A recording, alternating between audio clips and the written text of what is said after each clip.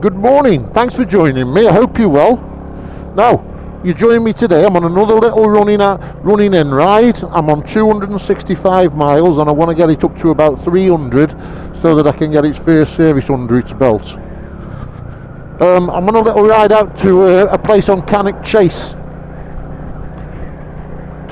which is actually a German war cemetery where there's lots of graves, lots of young lads buried who lost their lives in the conflicts in the 20th century, First World War, Second World War, that sort of thing.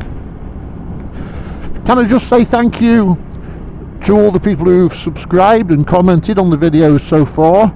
It really does make it worthwhile. Thank you very much for that, and if you'd like to consider subscribing, that would help the channel out no end. And also it's the 29th of February today.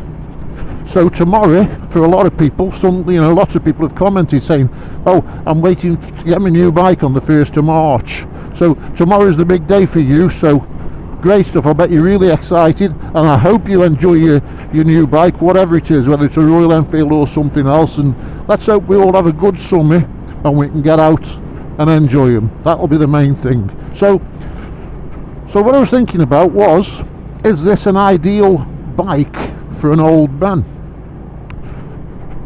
And it's very subjective, of course it is, but if you stick with me, I'll share my thoughts as I'm tickling around the Staffordshire countryside on me running in ride.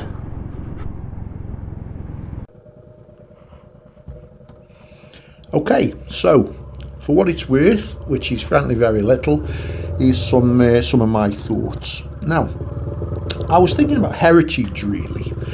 And what I mean is, like, men and women of a certain age will have a preconditioned idea of what a motorbike should look like. And this idea was probably formed many years ago. When they were growing up, they were young, and perhaps other members of the family or neighbours owned a motorbike. And this particular style of motorcycle, like the Royal Enfield Classic 350, was commonplace. Now, the British motorcycle sort of industry ruled the world in those days, and they were sold in vast numbers by a multitude of manufacturers: BSA, AJS, Norton, Matchless, Triumph and Royal Enfield, just to name a few. And many of the details between the brands would change, but basically there was a similarity to them. They were all pretty simple machines. I mean, you got two wheels and an engine in a frame. You got a fuel tank and a seat. And in those days, that switch gear and electrics were rudimentary, and they often caused many a breakdown. And we all remember sometimes they were a pig to start. And as for oil flowed through some of the crankcases and the engines as fast as you could put it in. But we all knew what a bike looked like, and they looked just like our Enfield Classics.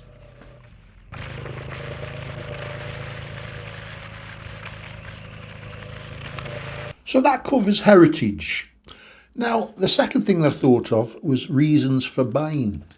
Now, I think that most, certainly not all, but most potential purchasers are, how do we say this nicely, like me really, probably getting on a bit.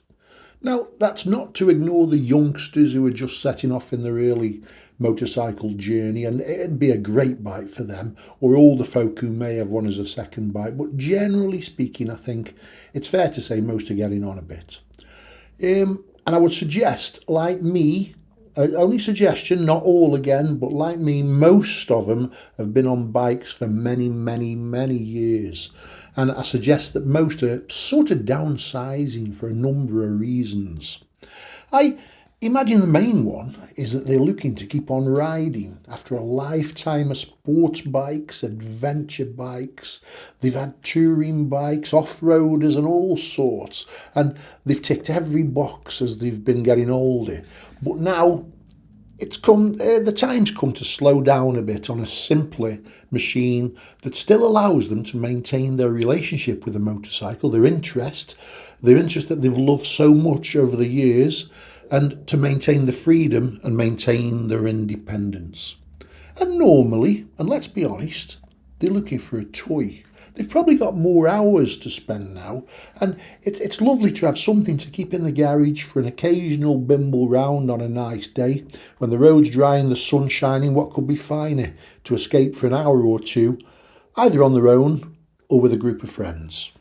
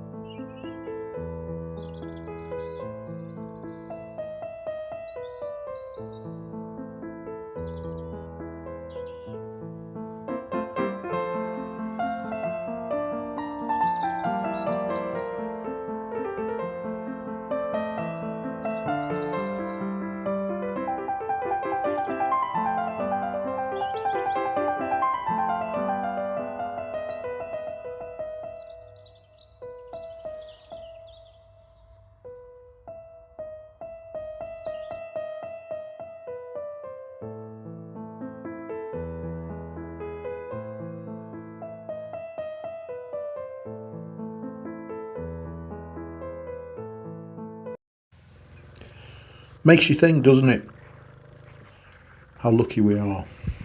Now, you know, after watching that back, it seems pretty flippant to pick up the thread of what I was talking about. And I hope you'll forgive me, but, well, where were we? I think I'll just sum up. So, we looked at heritage and we looked at the reasons to buy. I've thought about simplicity. Like, it doesn't get any simpler. You know, in these days of electronically laden sort of rocket ship motorcycles, it really is. It's still just two wheels, a simple 2-valve, 350cc air-cooled engine. So that you can work on yourself with a few basic tools. So let's throw in ease of servicing. And what about manageability? Sensible dimensions allow you to be able to manoeuvre, whether you're on the move or at a standstill in the garage, because as you're getting older, you know, you do start to rake and you do start to feel it a bit and you do start to slow down. I don't know about you, but my days of wrestling with a Goldwing or an Electric Glide, they're distant memories now. I wouldn't really thank you for one.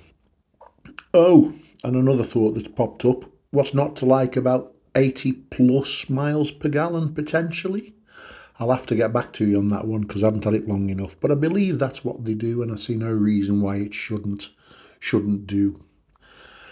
So, to sum up, in my opinion, all these things combined, they contribute to this bike ticking all the boxes that make it a perfect bike for a returning biker or an old man like me who's downsizing. Thank you so much for watching, sticking to the end. I hope you found it thought-provoking walking around Cannock. I certainly did. Consider liking and subscribing for more, and the next one will be servicing me 350, which is imminent, so keep a lookout for that. Thanks for watching. Ride safe. Bye.